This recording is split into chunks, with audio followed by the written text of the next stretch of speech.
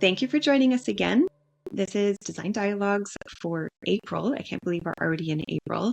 And today's topic is really back to basics. So for those who have joined before, a lot of the other webinars or panels that I've done have been a little bit more specific on a certain part of design, or maybe a certain aspect of outdoor design. But I figured this could be a really good opportunity to kind of step back and start right from the beginning.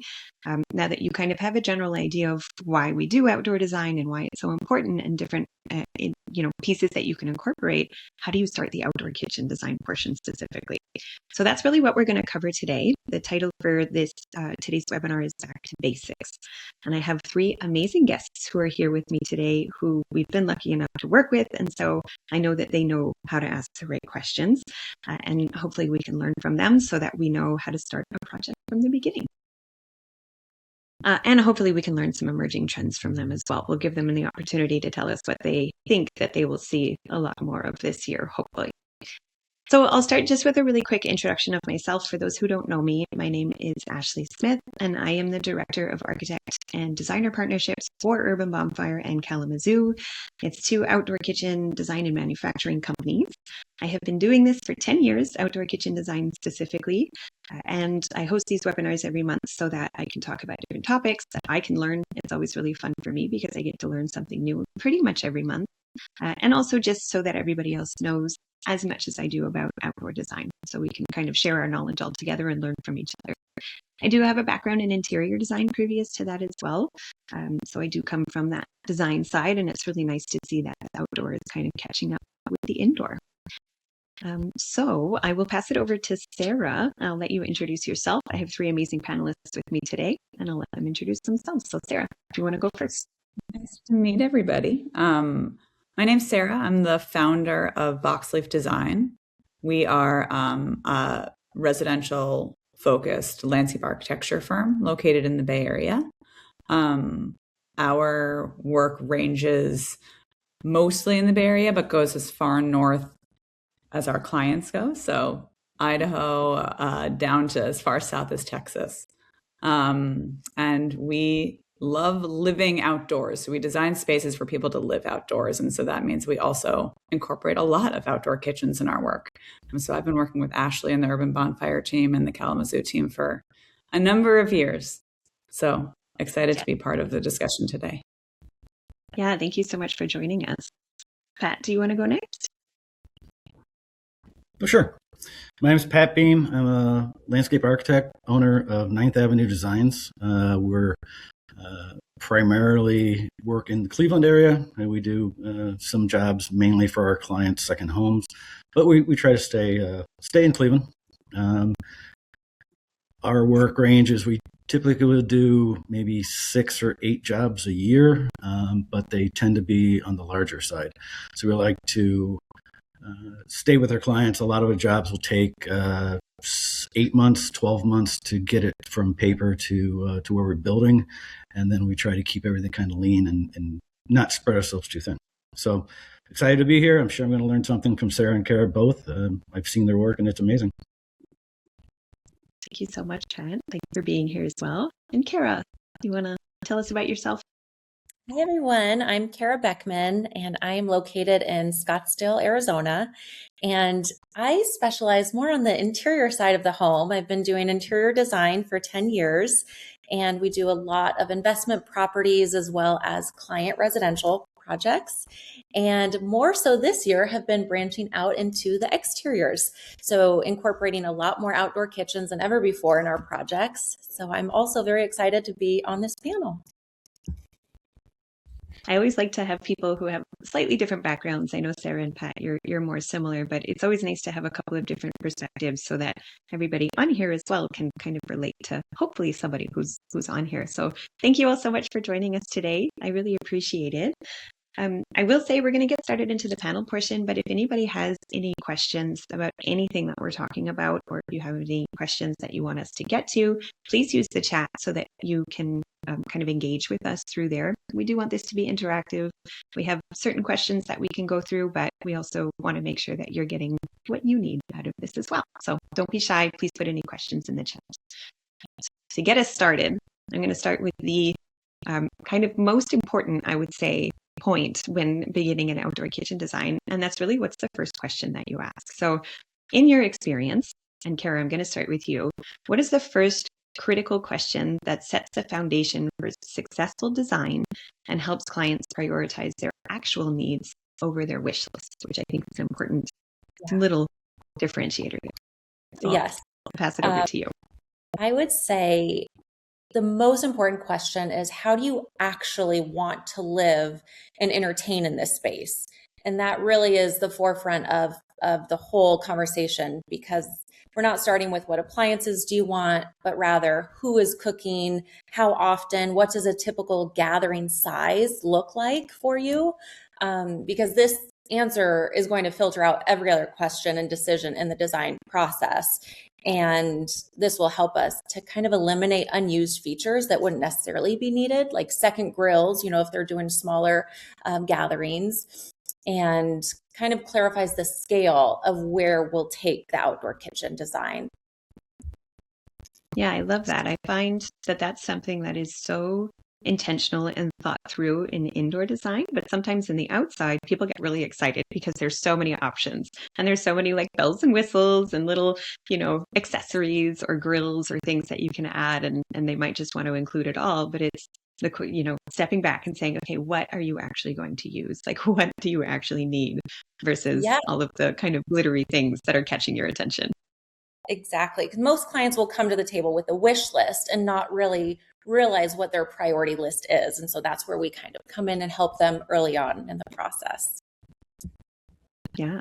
Sarah, did you have anything to add to that? Do you have the same experience as Kara? Do you have another go-to question? I think people get very glossy-eyed by all the tools that are out there that you can pick from. But I think it's really important to understand, have you grilled before?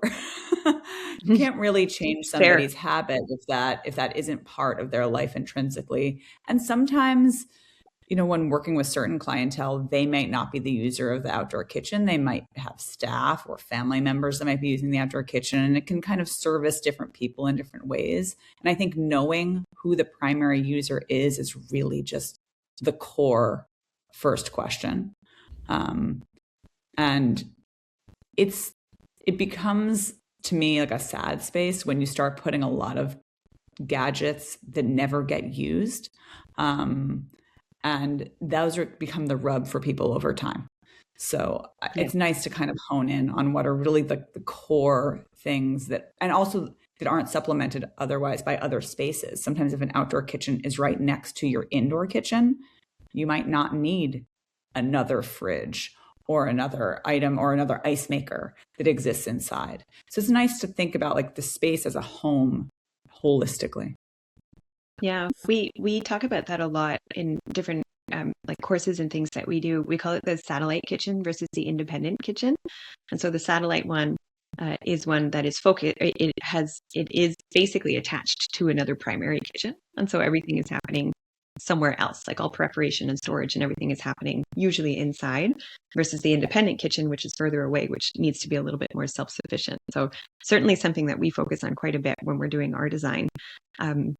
And to go back to kind of what you said at the beginning, asking if people even grill, I noticed a lot of the photography that you provided, not this one, but is actually a kitchen without any grill or any cooking equipment in it, which I thought was really neat as well. Because I think when you think outdoor, this one that just popped up is actually an outdoor kitchen space that doesn't have a grill. There is a satellite grill closer to the house that you have in some other photos, but this is just a space. This is a gathering space, right? This is a gathering space for entertaining. They knew they wanted beverages and to focus more on that and not on fire cooking. And so that was actually an interesting use of the space for us. This shows actually another property too, where in one area there is no grill and the grill is set somewhere else because, again, the space underneath the roof line wasn't the appropriate space for grilling, but they wanted to incorporate the Urban Bonfire suite of products and the experience of having the built-in kitchen under their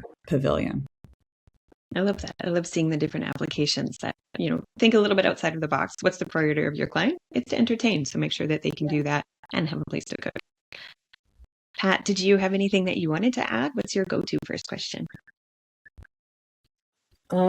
just kind of echoing Kara and Sarah, it's, why?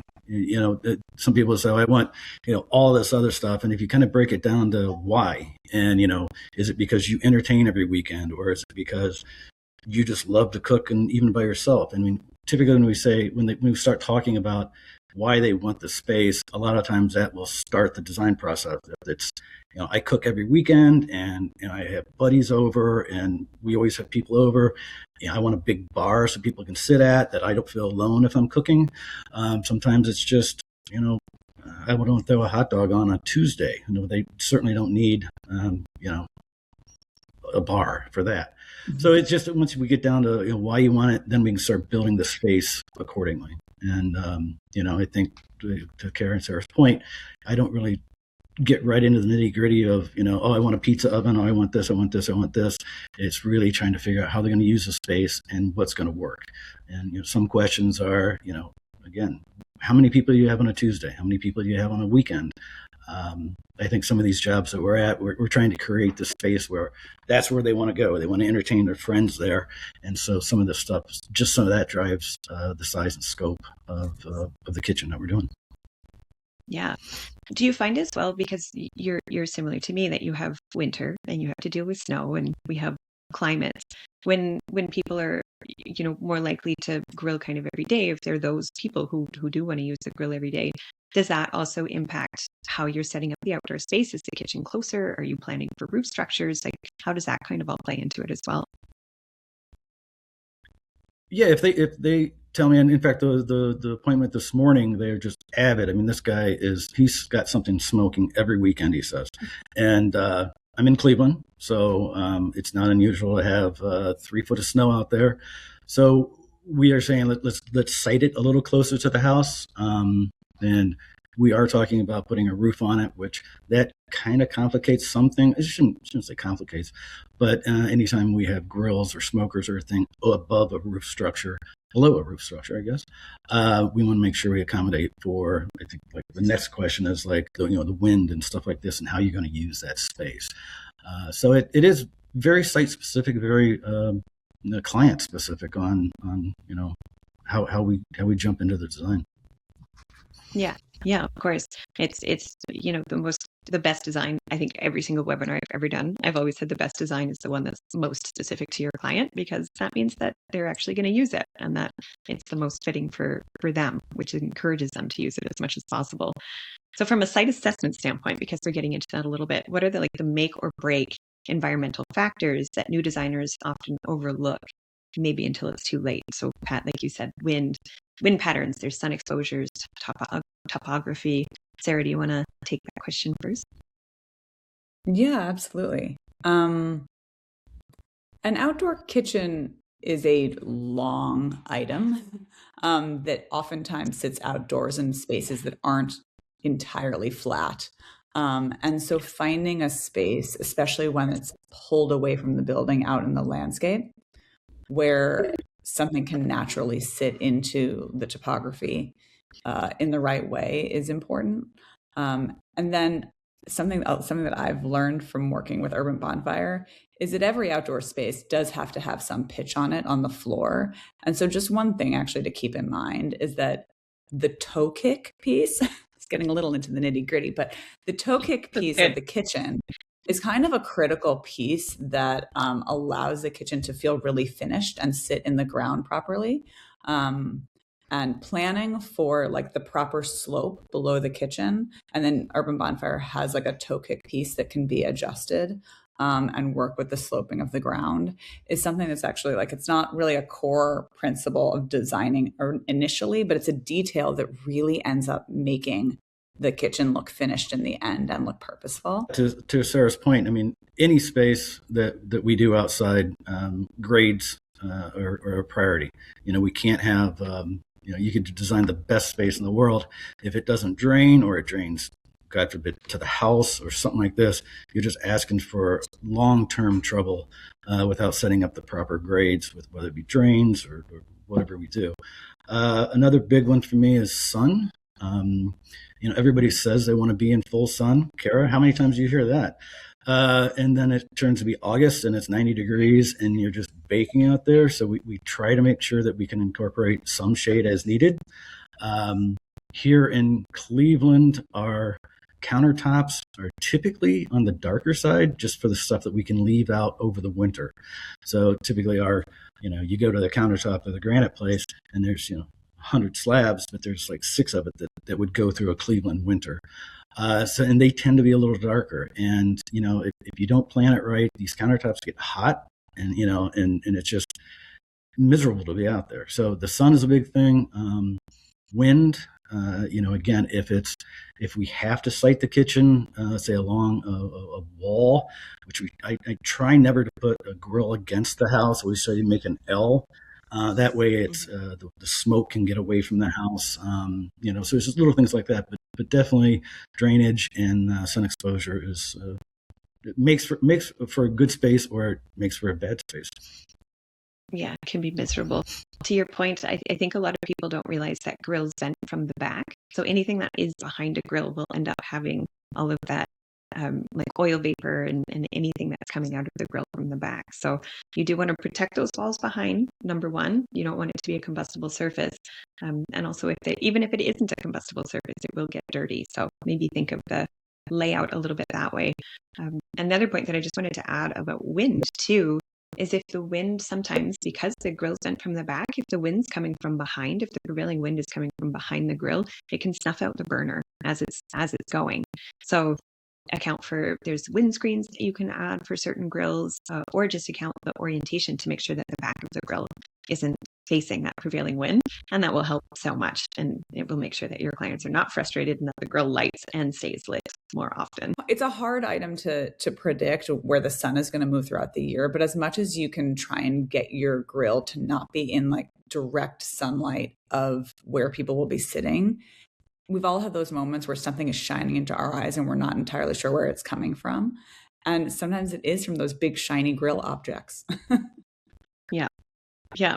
And this is one of the reasons why I am not a fan of stainless steel countertops. Some people do like them and some people put them outside, but you're asking, it's going to get hot and it's going to have a glare. So you need to have some sort of roof structure or account for those pat certainly. Yeah. Was there anything else that you wanted to add, Sarah, other than kind of the things that you had mentioned already? I think Pat touched on it perfectly, which is just more about where in the grill creates a lot of greasy smoke behind it. And so just having a very cleanable surface behind the grill is really critical, and not up against a stucco surface or a wood surface. Mm-hmm.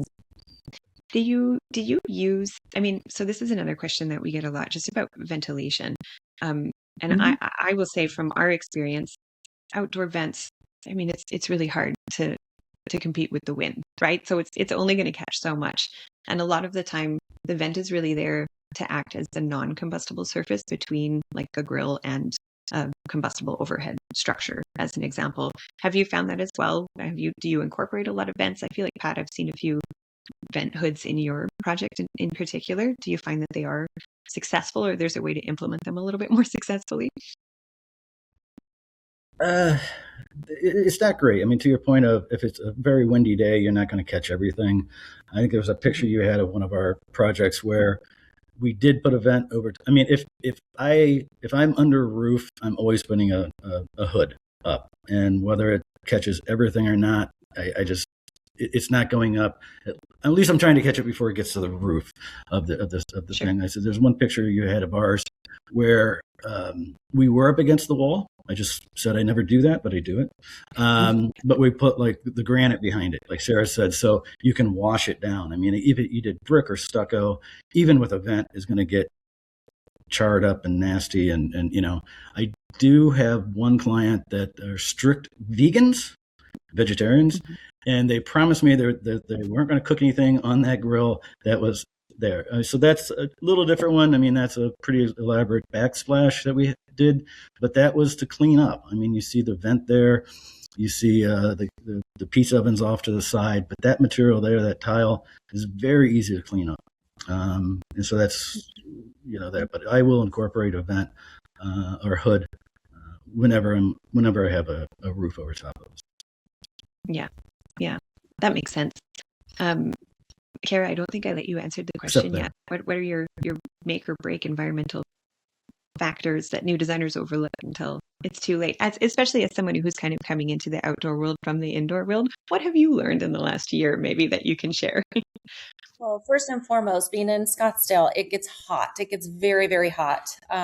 So west facing kitchen in Arizona is virtually unusable without some type of shade. So if that is our only location, we really have to figure out what type of overhang, how are we going to shade this space? And also the proximity to, well, two things. The proximity to the indoor kitchen comes into play, but also we spend a lot of time outdoors, and 99% of the homes that we do have pools. And so we're entertaining around the pool. And sometimes they don't necessarily want it close to the house. They want it further in the yard, close to the pool. So it becomes a pool entertainment space. And so that kind of dictates what all elements we're putting into the outdoor kitchen. And then with that being said, it really comes down to materials. We're not going to put stainless steel tops. You would burn yourself. We get to 118 degrees easily in the summer. So it's a lot of natural stone. We do concrete countertops, something that doesn't absorb the heat so much that you would get burned when you touch it is really important. I imagine a lot of overhead structures, or at least some sort of like shade structure or something to protect people so that they're not fully outside in the full heat, especially cooking in front of a barbecue that's already so hot anyway. Right. Okay, so the next question is also a little bit about site assessment, and it's more kind of what you have to plan for ahead of time, because I think something really unique about outdoor design is that you can't just like run a line in the ceiling or go into the basement and put the plumbing in that you missed or add any electrical lines. You really have to plan for all of this in advance. So before the first stone is laid or the grill is delivered, anything is delivered on site, what are the essential infrastructure or utility basics that must be locked in so that you're avoiding kind of those project nightmares? Pat, I'll start with you on that one. The biggest one that comes to mind is your BTU loads, because depending on how the kitchen gets laid out, I mean, if they have pizza oven and they have the big grill and they have side burners and they have all this other stuff, your BTU load ramps up very quickly. There are times that we have to run a separate gas line from the street just for an outdoor kitchen because the house can't handle it. So that's kind of the first is we come in and say, after all the whys, we come in and the electricians and the plumbers come in and start sizing some stuff. Now, the good thing is the guys I work with more often than not, they know kind of the loads that we're looking for, and they can kind of drill down pretty quickly to see if there's going to be an issue for that. I like a sink outdoors. I think it's just nice to have. But then we got drains we got to deal with, and we've got water we got to deal with. And in our climate, we have to winterize that stuff. But, do you put a water heater under the cabinet, which drips like nothing? Or do you put a recirculating pump at the house? So all this stuff it needs to be done straight away as you're designing this, so you're not over designing something. Plus, give yourself lots of room to grow. You do this awesome kitchen and you size the BTUs perfectly, and then they come back to you and say, "Man, this is great. Now I want a pizza oven." And you're like, "Well, okay, well, don't use your pizza oven if you got your grill on." No, you want to make sure we have enough gas, enough electricity to be up there. A little trick, which again, this is a Cleveland thing for winterizing, is we'll put all the refrigeration on their own circuits. So when we shut them down in the wintertime, you can just go down in the basement, flip a breaker, and we know that fridge is off, that kegerator is off, but all the electric going to the grill or side burners or whatever is still on, so they can still use it in the wintertime. I love that tip. Yeah. People ask a lot about outdoor refrigeration, especially in climates where it snows, because it doesn't need to be on. It's already colder outside probably than it is in the fridge anyway. So I've never heard that before, and I really like that. I want to add something to your BTU point as well, because this is something that we've seen come up is that it's not just what's in the kitchen either. It's if you have a fire pit, that's a gas fire pit. If you have gas heaters, if you have maybe a thermal pump for like a hot tub that also runs on gas, consider all of those, not just the items that are in the kitchen. That's certainly something that we've seen. Kara, do you have any? For us, it's also a lot of electrical loads too. The same calculation with gas. We need to do for electric because we use a lot of electric heaters and electric, all the other appliances that get plugged in need to be planned for with your panel. And also adding like electrical outlets and things into the kitchen like you would in an indoor kitchen. I find we're seeing this more outdoors, but for a long time, there weren't really electrical panels or electrical outlets that were accounted in outdoors. Like you want to bring out your air fryer and your blender and all of those little kind of countertop accessories that you can use as well. Kara, did you have anything that you wanted to add? Have you come across any kind of nightmare scenarios that you would want to avoid for anybody else? Well, so much to Pat's point. It really is just coordinating all utilities with the contractor and the site planning prior to any work being started on the outdoor kitchen. The gas, electric, water and drainage, the ventilation, if we are doing covered outdoor kitchens, is also important. And that's huge in the planning process. Yeah, plan ahead. That's like the biggest takeaway, I think, from this question is plan ahead and include more than necessarily what you need so that it can grow. I liked that point too, Pat. It's, people might love their outdoor living and they want to extend something. And so allow them the opportunity to do that. Don't limit it based off of kind of what they have right now. So outdoor kitchens have different needs for prep, cooking, serving than interior counterparts. We typically think of it within zones, whereas the indoor kitchen, everything is very intentional. Like everything has a place. This is where you're putting your pots and your pans and things like that. I think it's not quite so detailed when we're coming to outdoor design. But what are your non-negotiable rules for counter space, landing zones, appliances to ensure that the kitchen is as functional as it is beautiful? So taking kind of some of those indoor principles and applying it outdoors, but make sure that it still works in an outdoor application as well. So Carol, I'll let you take that one first because you've kind of done that transition most recently. Yeah, I would say outdoor kitchens almost need more landing space than indoor kitchens because you don't have the convenience of turning around to a pantry or an island. So we have to have a lot of landing space for prep. I try to have about 12 to 18 inches on each side of the grill for, food prep, even a dedicated prep zone, not just a countertop. And I think having the adequate serving space too is nice. So you're not just utilizing the kitchen for prep and cooking, but also a place to serve as you would on an indoor kitchen. You would have your island for indoors. And then having trash and storage within reach. And then avoid, that is, I think what I've seen is rather than having your trash far away near the prep space, it's also nice to have some close to serving. So when you're for plates and everything, you can quickly throw those away for guests. So it's all of those little details that try to incorporate in the outdoors as well. Yeah, I will add to that. Outdoor cooking is messy. Like it's just naturally messier. It's saucier. It's oilier. There's just more mess that you can make, I think, outdoors. And I feel like people are a little bit more laissez-faire about it outside too. It's like make a mess. Like you're not inside. You might as well kind of, I don't know, explore and have fun with it. So yeah, trash close by is always very helpful. I would agree with that. Pat, do you have any like go-tos, like standards that you have for landing zones or layouts or things like that you find most successful? Big as we can make it. To everybody's point, it's like you've got the rack of ribs on one side, you've got sauce on the other side, and then again, we're looking at, are we serving from this? Is this a bar? Are we having a 2-tier spot where people are going to sit and eat? So we've got serving that we got to go to, or eating there, or maybe it's just prep for just a galley-sized kitchen.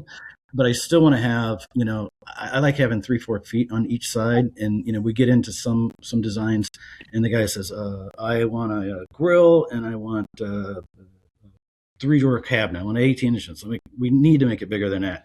So we'll actually add cabinets to try to get that 3 foot on. Try to get 3 foot on one side, on each side. So we'll build in some other cabinets. And I tell them, you're always going to use these cabinets. You may think you're not going to, but you're going to have lighters, you're going to have bug spray, you're going to have candles, you're going to have all that crap in there. So it's good to have the space now. Yes, I will. I like to have sinks when we can. Sometimes I just don't, but we always have a trash can outside, built in. Yeah, that makes sense. It's funny because you said, sometimes people ask for just like one cabinet and a grill.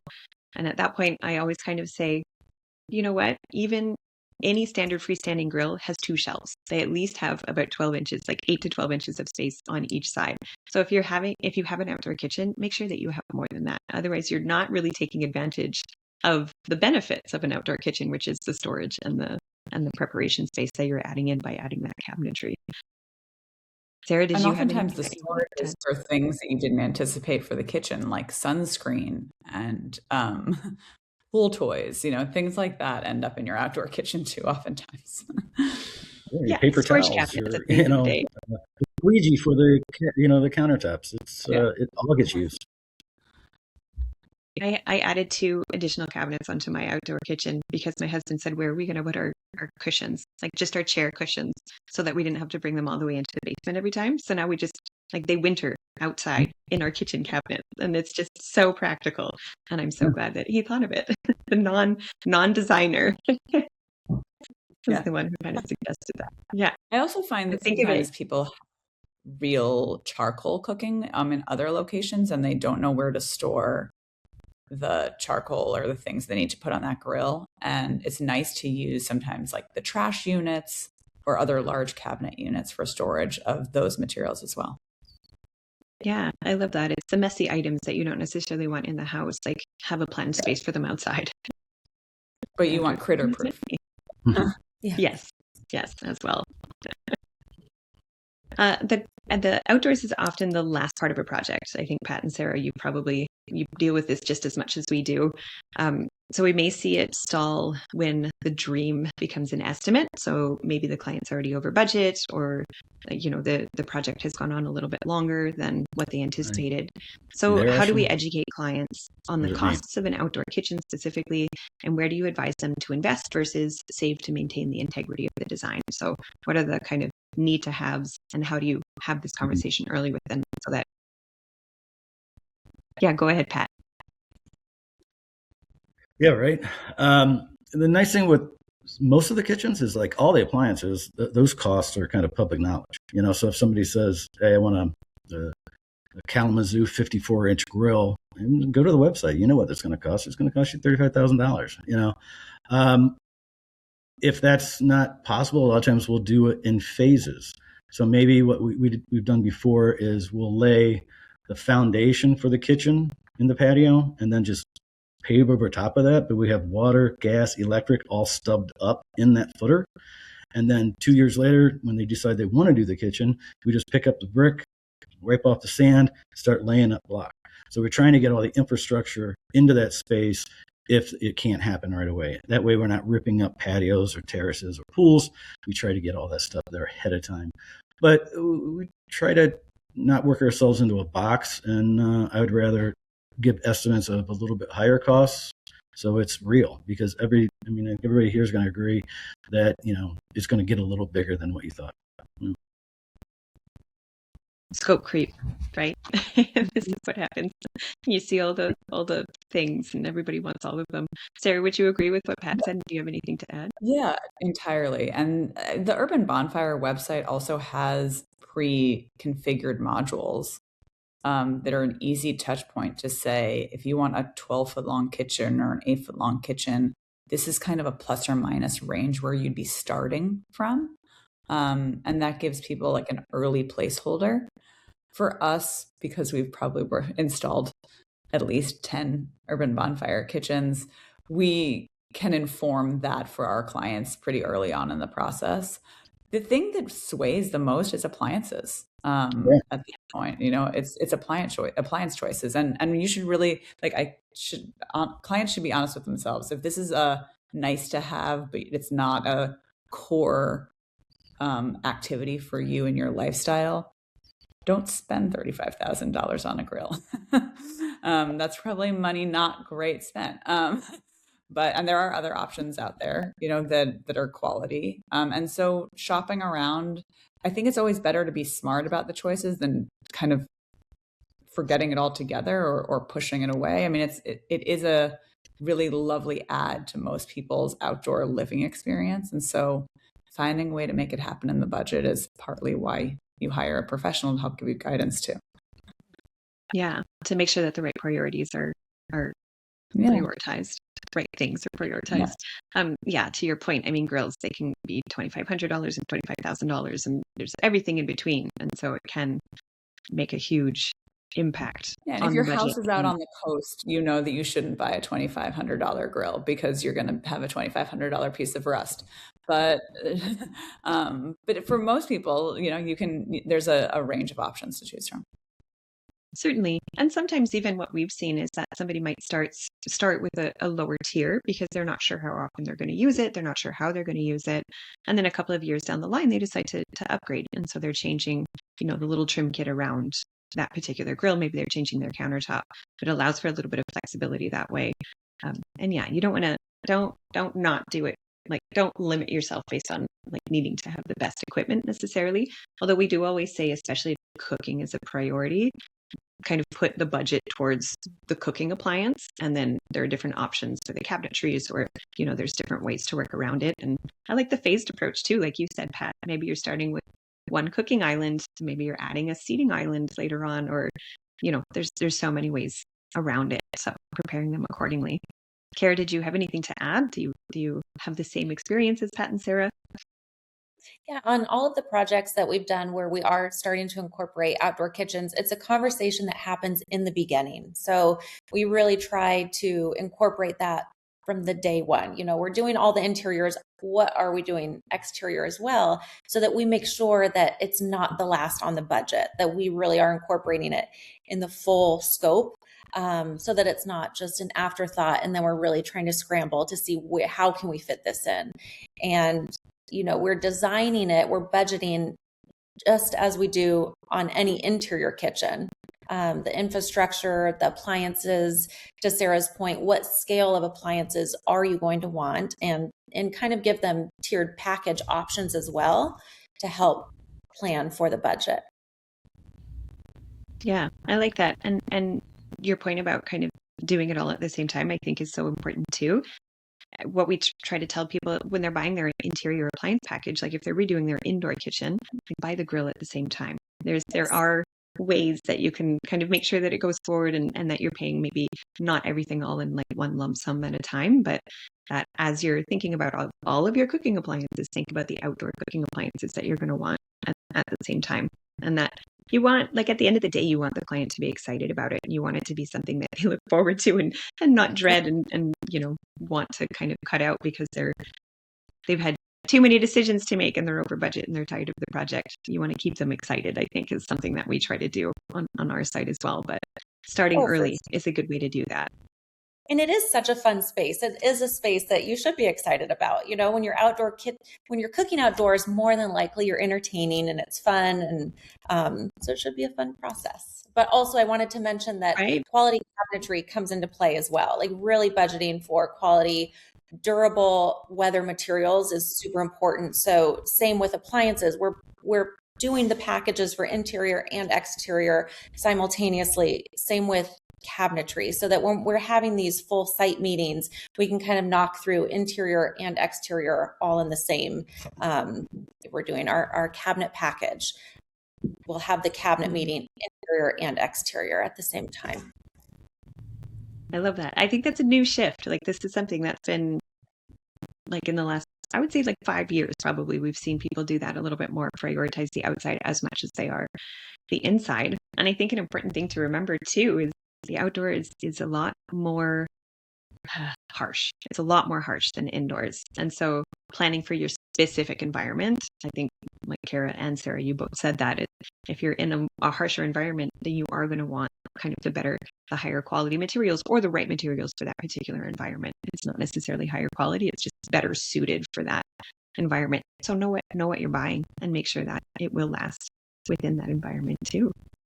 I think part of why that dialogue can happen, like from the indoors to the outdoors kind of seamlessly now, is because of upgrades to the cabinet systems that are now available for outdoors. And I don't think that was always on the market. And we relied on people like architects and landscape architects to be detailing really difficult cabinetry details that had to withstand the elements. And those were challenging and difficult things to incorporate into the projects. And now that there's a suite of options that we can select from, it makes the conversation that much more seamless, and we can integrate them together at the same time. Yeah, I won't do a non-cabinet kitchen anymore. It was a painful detail to put together. And in Cleveland, we've got the freeze thaw that we have to worry about. So it begins with a 42-inch hole filled full of concrete and rebar so we can lay up the block. And now we don't have to do that. So yeah, the cabinets cost a lot more than, the doors and drawers that used to buy and stick in, but the labor is more than half. You get a much better fit finish. It's, I wouldn't go back to doing the cutout masonry kitchens, even if we do, let's say we're trying to match the masonry on the house or something like this, we'll build a box. So we'll have a 3-sided box, slide the cabinets in, and then put a countertop on top of it. So the sides are masonry, the back is masonry, and then we have the countertop. So it looks like it's all, but it's all the cabinets still. So, but yeah, cabinets are awesome. Those are my favorite kinds of projects, I think, when you see it really fully integrated to the architectural style of the house too. So it's not just a kitchen that's sitting there. It's clad in the same material. You have like the stone around, or you have a stucco around, or, a different finish than just the kind of metal or powder coated metal finish. I find that those integrate so nicely into the project, and it really makes it feel cohesive and seamless. Yeah. We do have one last question, and we have just over 10 minutes left, and I've seen some questions come in from the chat as well. So I do want to allow time to get to that. But I promised that we would talk about trends. And so I want to make sure that we get to this one.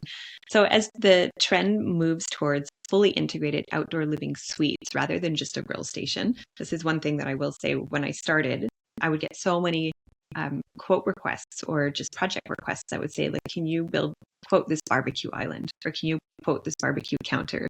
And nobody really thought of it as a kitchen, but I think that transition has started to happen where people actually think of this as a fully integrated kitchen space. So now that we're kind of going that way, what do you now consider a standard requirement that would have maybe been a luxury 5 years ago?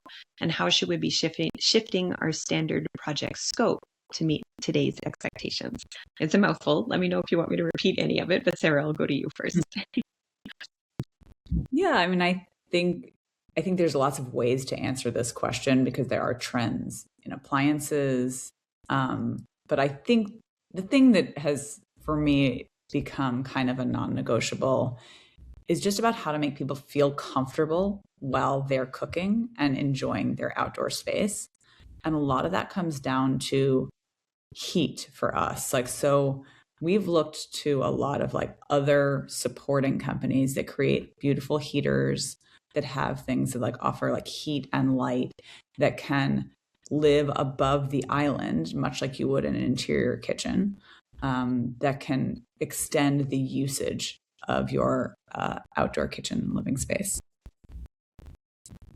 So you're comfortably out there for longer periods of time. You can kind of extend. I've also seen a lot of inquiries around, you had a photo of one of, I don't know what they're called, Argentinian style, open fire gaucho grills. It's, there was the big green egg time. There was, everyone needed a smoker. I'm now seeing a lot of sort of more of these open fire cooking grills that come up. I have hesitancy around building in units that people don't have experience with. So a lot of times for the experimental items, I will put them at the end of a kitchen or slightly in their own space so that they can decide whether that's something that is worthwhile building into their living space or not. Like a kitchen like this is perfect. And then you could on the backside have like a smoker or something to that effect, you know, so that you're not building in the appliances that are just kind of experimental in your life. But people like to try, you know, and there's so many great options out there. And so the world is kind of your oyster in terms of outdoor cooking these days. And why limit it to just what you've done before? It's a commitment to build that into your core kitchen space. Yeah, especially if you've never used it. It is one question I like to ask. It's, what do you cook now, and what do you aspire to cook? Like, what have you never done before that you would love to be able to do more often? And then how can you incorporate that maybe into the outdoors? Because you do have less limits in what you can include outdoor. You can have a fire grill, like a live fire gaucho style grill, like you have right here in this image. You can't have that indoors. And so it's always nice to be able to offer that to somebody who wants pizza to ovens experiment. has also really changed a lot too, like having many more countertop options as opposed to like building in traditional style wood-fired pizza ovens has opened up that world to people a lot more accessibly. You can see it's in most of these photos, pizza ovens. I did notice that. Yeah, there were a lot of pizza ovens that were included. Yeah. Kara, do you have any kind of standards that you include in all of your projects and that you've seen kind of in the shift towards the outdoors? Yeah, like I said, I'm so new when it comes to really incorporating outdoor kitchens into our projects. But that said, we're designing them as any other interior kitchen. So we are always talking about built-in refrigeration, having really good quality outdoor rated kitchen cabinetry, even heating and cooling elements. Do we need misters? Do we want integrated heaters? So it really is not leaving any, this is not just a grill station. It is a full kitchen and thoughtfully curated kitchen. So I think that, as people want their home to trickle outside, we want to have that indoor outdoor living. And so as much as we can create that, that's our goal in all of the projects that we're working on. Which is I why would make a plea to the appliance companies out there for somebody else to make an outdoor dishwasher, because there is like one outdoor dishwasher on the market, and it is something that people ask for. Yes. And as you start to move more like plastic, like cups and glasses for poolside stuff, they want to have a dishwasher that's dedicated to that space. And it's something that I've seen requested a lot and is a little bit of like a failure in the market for us right now. But there is one option as far as I've seen. I don't know if anyone else on the call has other options that they've pulled from. But we've done one time. There's we did one. That picture with the wood. It's a unique opportunity, certainly, in the space. I'll write it down. Well, I think it just shows that people are really thinking about their outdoor kitchens as kitchens, full kitchens. Yeah. And that request is kind of like the last in line that shows that now that's like really becoming part of a full outdoor living experience. Mm-hmm. Yeah, we've definitely gotten there with all of the cooking appliances and the refrigeration and the keg tappers and the wine coolers and like all of the entertainment parts of it. And so, yeah, dishwasher, next one. Yeah. Pat, we have a few minutes left, so I'll let you answer this last question, and then I'll also go to the ones that are in the chat. What have you seen now, that's different from 5 years ago, that's maybe considered a standard now that would have been a luxury? Most of it is, the beginning question, the first question was why? Why do you want this stuff? And so we're designing that, but I really like incorporating a sink for cleanup. I love a trash can there. I love at least a refrigerator, if not more. And this kind of goes to some of these landing areas that we talked about. As soon as you start getting that stuff in, then you automatically start getting the right size landing area. A pizza oven, I think is great. I think it's misnamed. I think it's doing a disservice by saying pizza oven. It should just be broiler, because we got cast iron pans and cooking up steaks and lobsters and stuff like that in there all day long, aside from in plus pizzas. We get asked a fair amount of time to put ice makers outside. The ice makers, we don't last a long time in this climate that we have. And usually, my first question is, okay, you want an ice maker outside. Do you have one inside? Oh, yeah, we got 3 of them. All right, and then get a freezer drawer.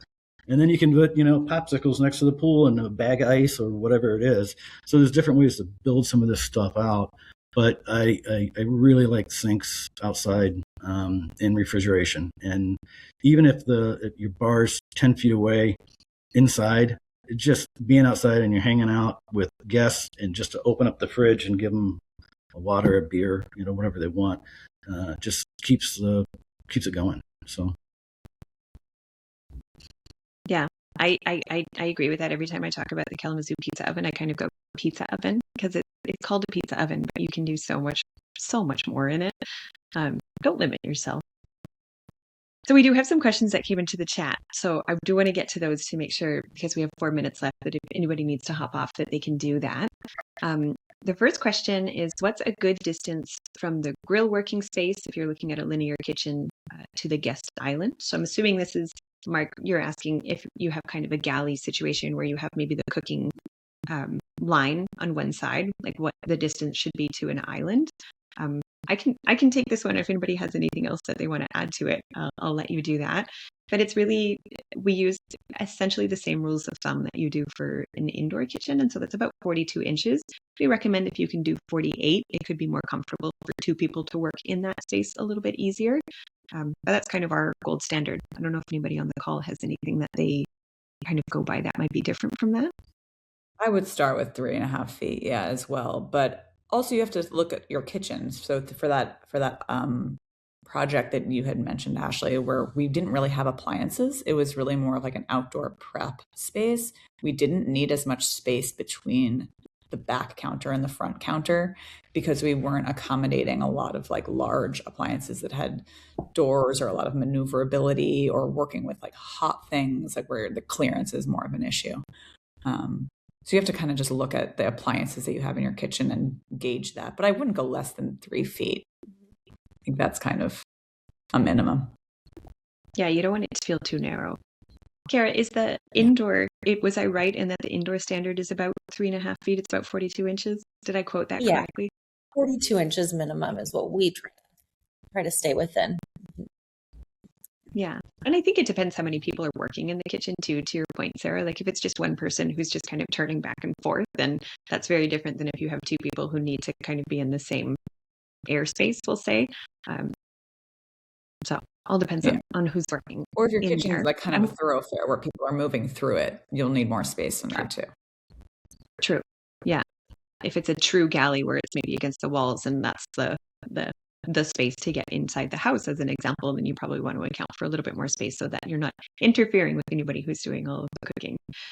If there was anything else to that question, Mark, feel free to add anything into the chat if we missed, but I'll move on to the next one. So David asked, what are your thoughts on lighting the outdoor kitchen when there is no overhead cover? Does anybody have any experience with that they want to take? It's tough. Actually, we just finished the install.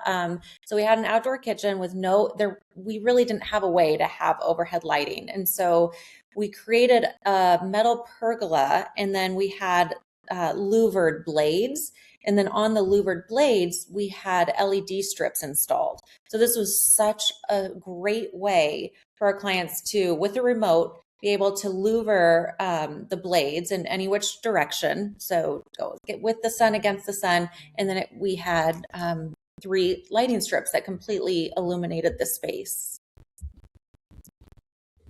I would say we've done a couple projects that had no opportunity for an overhead structure. And in those cases, we've looked into things like portable lamps. Actually, there's like a lot of like really cool portable, like chargeable portable lamps out on the market now that have opened up a lot of opportunity on how you like counters. But I would also say like you could also plan for like a slightly taller backsplash and then put like under cap lighting underneath the coping of the cap on the top that can like light down onto the surface of the counter. Some grills have lights inside, but that doesn't give you any functional lighting for when you're trying to use your counter space. So the backsplash is like one of your only opportunities. We'll do those under cap lights quite often, even we'll do an overhang if you're sitting at the bar or something like that. But when we're doing it, if we can't do any overhead structures or any of that, we try to incorporate it to the landscaping. So maybe I purposely put a tree closer to the thing, and then I put a couple spotlights on the tree, so at least the tree gets lit up and gives you some reflective light. I mean, an outdoor kitchen at night is kind of a odd duck. I mean, you want indoor kitchens, you want bright light, you have enough to cook with, but outside, it's like you just want to be able to see somebody's face. Typically, we used to say, I've been lighting a million years ago. We'd say if I could hold up a dollar bill and you could see the face, that's bright enough. You don't want to be any brighter than that. And so when we get the reflective light from the landscape lighting, a lot of times that's ample. It's not like they're prepping out there all the time. It's many, or put glass doors on the refrigerators, and then almost all those have lights in them. Just to spill some light into the space is kind of nice. Oh, we did do toe kick lighting actually on a project, and that was nice to be able to get lighting onto the ground. Yeah. Sometimes, like Pat said, like you don't actually want a ton of light on your face at nighttime. You're outdoors, you want to enjoy the stars. You don't want like that competition of really bright lighting. But having a ground wash of light is nice too. Yeah, I think it depends what kind of light you're looking for too, because you have safety lighting, you have ambient lighting, and you have task lighting. And so depending what you're actually doing outside, if you're not doing the prep outside, to Pat's point, maybe you don't need the task lighting, but you want that ambient and safety lighting so that you know where you're going and you're creating that ambiance outside. I think lighting is one of the things that has, on outdoor lighting in particular, is one of the things that has kind of grown in leaps and bounds in the last 5 years. I think that there are a lot more options now than there were in the past, of longer lasting fixtures and also just kind of nicer ones. So sometimes we've seen like posts essentially that are just built into the kitchen, and that it's like kind of like a lamp post, for lack of a better word, but they have them in a lot of really unique shapes and spaces. And so we've been able to incorporate that in some projects. And even sometimes it's maybe landscape lighting that's in a planter that's behind the kitchen. So it's just like a little light that is able to light up the countertop that way. So there's certainly ways you can get a little bit creative. We've definitely also seen people just go out with a headlamp because they wanted more light specifically for that time when they were working. But lighting, that's I think, a good is point. the Actually, you thing. do sell that like planter backsplash piece where you could put a light like kind of in the planter itself, right, and shine onto a countertop, which would act like a backsplash light, which would be a great option.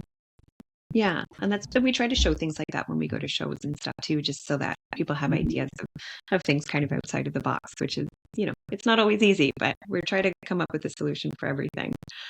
There are 2 more questions. It is just after 2:00, so or 2:00 my time, Eastern time. So if anybody needs to jump off, please go ahead. I'll send the recording to everybody so you can see anything that you missed. David also asked a question: do you ever design kitchens with panel-ready cabinets or appliances to match adjacent materials that are not the typical off-the-shelf predetermined material?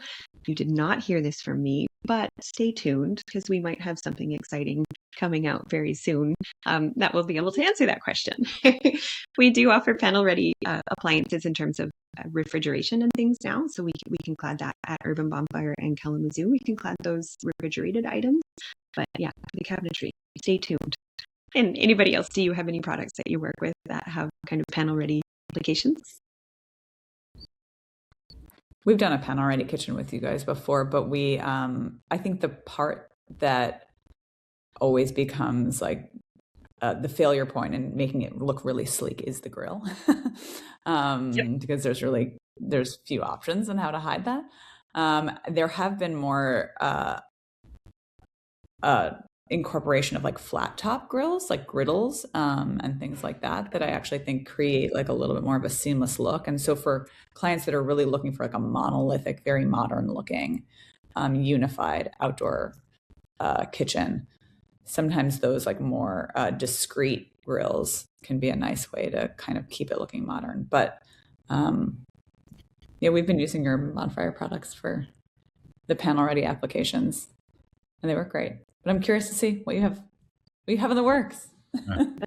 Stay tuned. One thing that I will say that I love from Urban Bonfire, in addition to the Panel Ready, which we use and love, is the pit burner. That's such a great addition rather than having your side burner that's, chunky and larger. I will push that pit burner on every kitchen because it's so seamless and just very clean looking.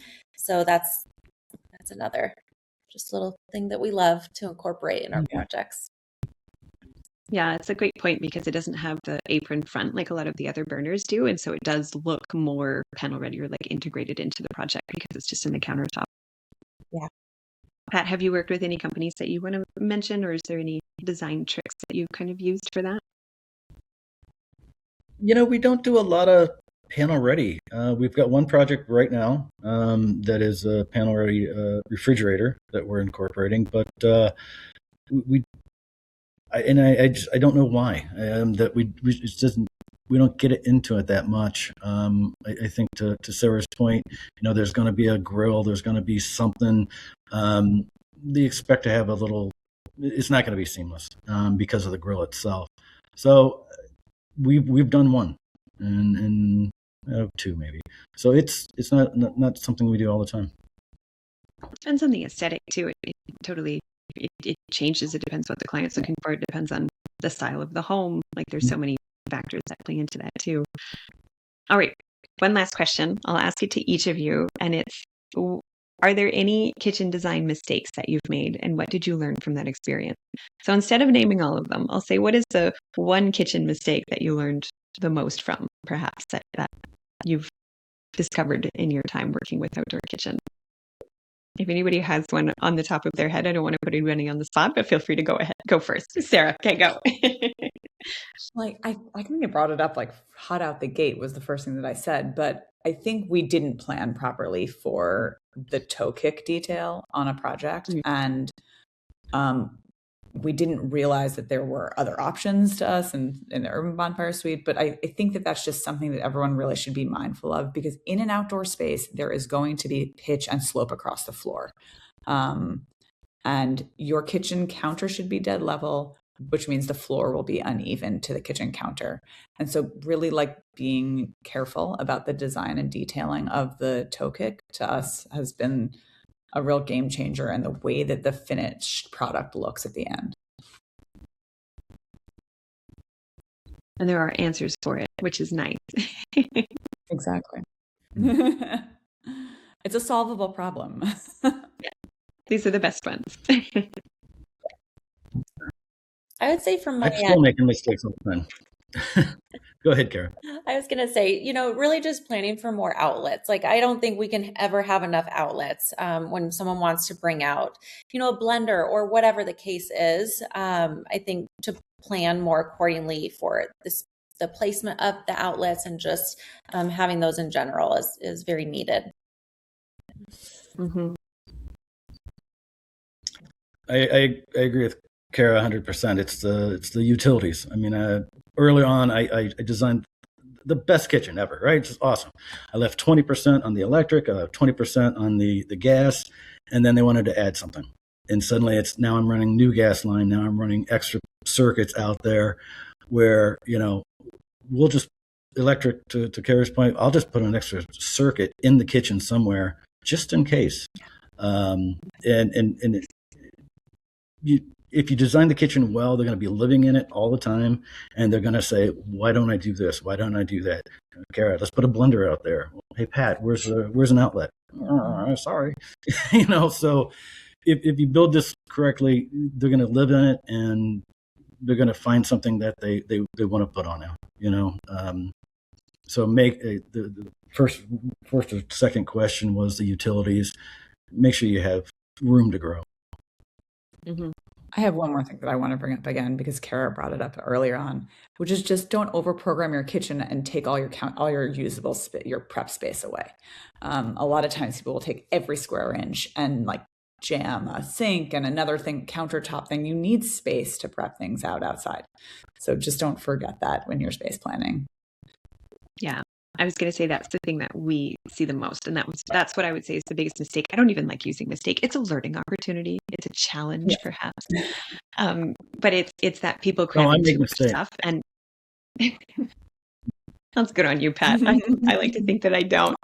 But it's people try to cram in too much stuff. They get excited, and that's great. And we want people to be excited, but the kitchen needs to be functional. If it's not functional, they're not going to use it. And then they're going to regret putting in all of these appliances. So make sure that it's the right one and that you have the right amount of counter space for each of those appliances as well. We did have a follow-up question because somebody asked, where are you putting the receptacles? So I did want to ask that because we were talking about those outlets. So where have you been kind of adding those in and seeing the most success for that? I mean, if we have a backsplash, those could be put on the backsplash. I believe Urban Bonfire has a piece. It's actually pretty awesome. It's a receptacle built into the filler, which is great. It's fully integrated. So you could strategically place those throughout the kitchen. On the interior side, we do a lot of pop-up outlets, and that's really awesome. It's drilled into the granite. So it's very seamless. And then it attaches under the cabinet, but it pops up so you could plug it in that way. And then you could also have a pop-up with a phone charger, which is just great. It's kind of creating this smart kitchen. So if you're cooking, you could have your phone just sitting on your pop-up charging. Kind of nice for guests too. If they're at the pool, they could just put their phone on the pop-up charger and charge their phone. Yeah, I love that. I haven't seen that in outdoors yet. I don't know. Is that available? Do we know if that's available? I have yet. They are available, but go ahead. They are available, but they're not. They don't always meet the code, like local code. Yeah. You should also remember, outlets need to go behind every refrigerator and oftentimes behind a grill. So the hidden outlets, not the use outlets, but the ones that are for your appliances are important to plan for also. Yes. The ones that are actually being used and the ones that are additional ones, plan for both. Yes, certainly. Yeah. Carrie and Christopher, yes, we can absolutely share the receptacle option that Kara was talking about. Thank you for bringing that up, Kara. Very nice. It's basically a 4-inch cabinet that has the opportunity to have that outlet in it, and it just makes sure that you're accounting for that you're adding that in. Okay, I think we got to all the questions. I'm sorry we went quite a bit over time, but I'm really happy that the group was so engaged. So thank you so much for submitting those questions. If you do think of anything else, please feel free to email us. We'll be sharing out.